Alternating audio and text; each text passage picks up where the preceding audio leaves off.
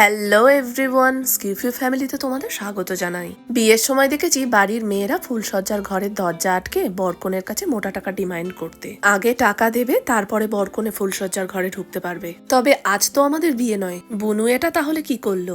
দুদিন আগেই গেছে আমাদের অ্যানিভার্সারি। মুভি দেখতে যাওয়ার খরচ থেকে রাত্রিরে সুন্দর একটা কেক কাটিং এর আয়োজন সবটাই ও অ্যারেঞ্জ করেছিল। এইসব অ্যারেঞ্জের পেছনে ডিমান্ড কি ছিল জানো?